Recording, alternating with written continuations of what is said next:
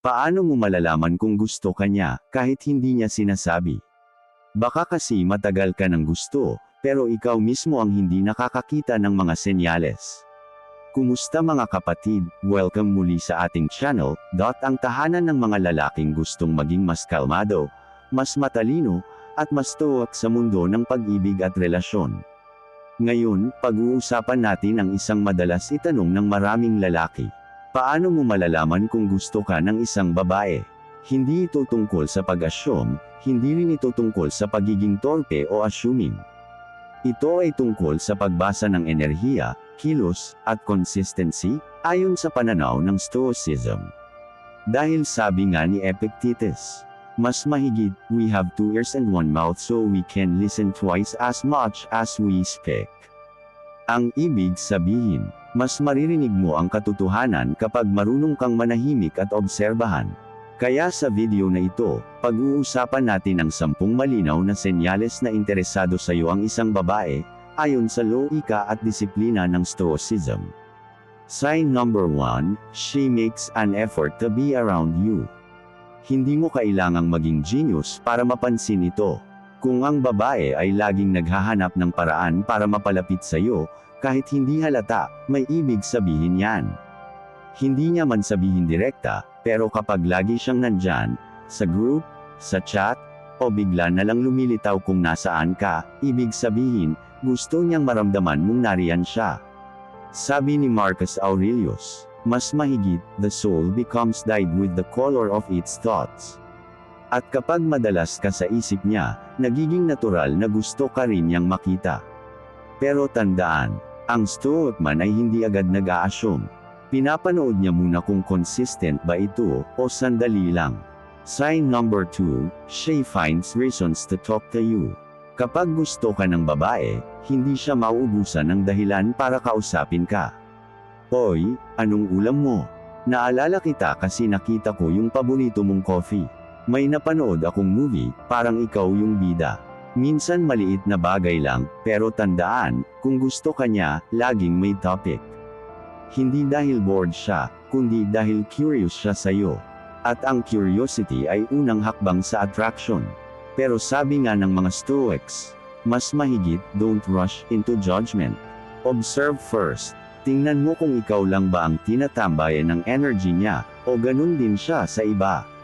Sign number 3, she mirrors your energy. Ang mga babae ay likas na intuitive. Kapag gusto ka nila, madalas nilang ginagaya ng hindi sinasadya ang tono mo, kilos mo, o paraan ng pagsasalita. Napansin mo bang kapag nakangiti ka, bigla rin siyang napapangiti? Kapag medyo seryoso ka, parang nag-a-adjust din siya. Ito ang tinatawag na mirroring, isang subconscious act na senyales ng attraction at connection. Sa Stoicism, ito ay tanda ng shared harmony. Sabi nga ni Seneca, mas mahigit, we are waves of the same sea. Kung nagre-reflect siya sa energy mo, ibig sabihin, may rhythm na kayong pareho. Sign number 4, she remembers the little things about you. Ang babaeng interesado ay hindi nakakalimot. Naalala niya ang mga simpleng bagay na binanggit mo, yung paborito mong kape, yung aso mong makulit, yung sinabi mong gusto mong puntahan balang araw. Hindi niya ginagawa yan dahil kailangan, ginagawa niya yan dahil nasa isip kanya kahit hindi kanya kaharap. Sabi ni Marcus Aurelius, mas mahigit, the happiness of your life depends upon the quality of your thoughts. At kung madalas ka sa isip niya, ibig sabihin, may saya ka sa loob ng mundo niya. Sign number 5, she shows vulnerability. Hindi lahat ng babae agad magpapakita ng totoo nilang emosyon. Pero kapag komportable siya sa iyo, makikita mo unti-unti siyang nagbubukas. Ibinabahagi niya ang mga personal na kwento, mga bagay na hindi niya sinasabi sa iba, at mga takot o pangarap niya sa buhay. Ang pagiging vulnerable ay hindi kahinaan, ito ay tiwala. Sabi ni Epictetus, mas mahigit, no great thing is created suddenly. Kung naglalaan siya ng oras at tiwala sa iyo, ibig sabihin, nakikita ka niya bilang safe space, hindi lang kaibigan. Sign number 6, she gets jealous in small ways. Hindi niya ito laging aaminin. Pero mapapansin mo, kapag nabanggit mo ang ibang babae, bigla siyang tahimik, nagbago ang tono, o nagtanong ng, sino yun?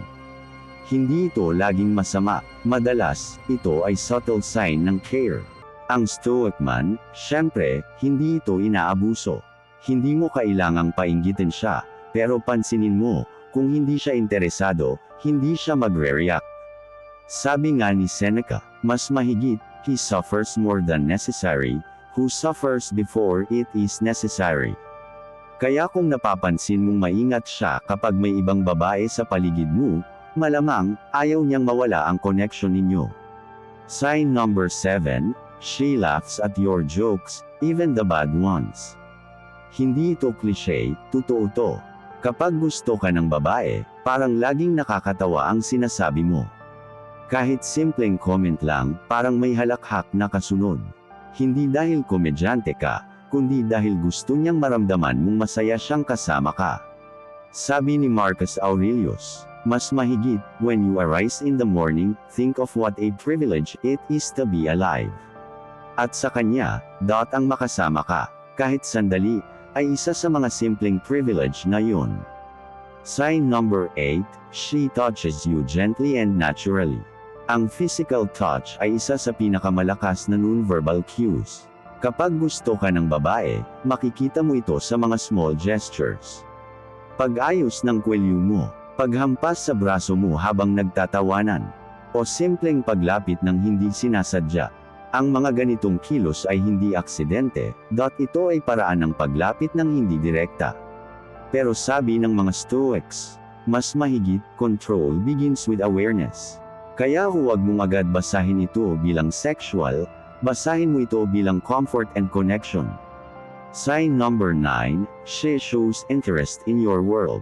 Kapag gusto ka ng babae, gusto rin niyang makilala ang mundong ginagalawan mo. Tatanungin kanya tungkol sa trabaho mo, sa mga hilig mo, at minsan pati sa pamilya mo. Hindi ito simpleng curiosity, ito ay pag-invest ng atensyon. Sa Stoic mindset, ito ay tanda ng alignment of purpose. Kung gusto niyang maging parte ng mundo mo, ibig sabihin, gusto kanyang makilala ng totoo. Sabi ni Epictetus, mas mahigit, if you wish to be a writer, write. At kung gusto ka ng babae, makikita mo sa kilos niya, hindi lang sa salita. Sign number 10, she genuinely cares about your well-being. Ito ang pinakamalinaw at pinakamatinding senyales. Kapag gusto ka ng babae, hindi lang siya curious, concerned siya. Kapag may sakit ka, nagtatanong kung okay ka. Kapag pagod ka, pinapayuhan kang magpahinga. Kapag may problema ka, nakikinig siya, hindi lang nakikinig, nakikiramdam. Ang tunay na interes ay hindi lang sa kilig, kundi sa kabuuan ng pagkatao mo.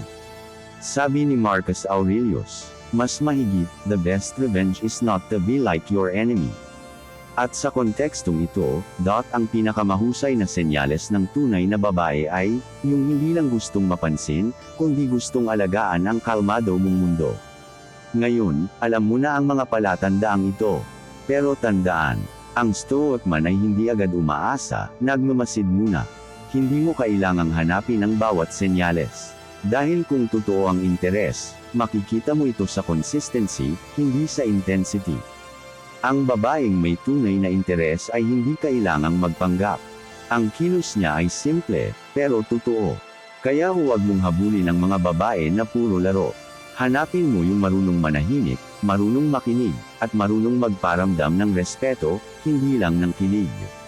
Kung may natutunan ka sa video na ito, i-like mo na, i-share mo sa kaibigan mong naguguluhan kung gusto ba siya ng babae o hindi, at syempre, i-subscribe mo ang channel na ito para sa mas marami pang Stoic relationship wisdom. Ito ang Stoic Pinoy, at laging sinasabi. Ang tunay na lalaki ay hindi nagmamadali sa pag-ibig, pinag-aaralan niya kung sino ang karapat-dapat pagbigyan ng kanyang kapayapaan. Hanggang sa susunod.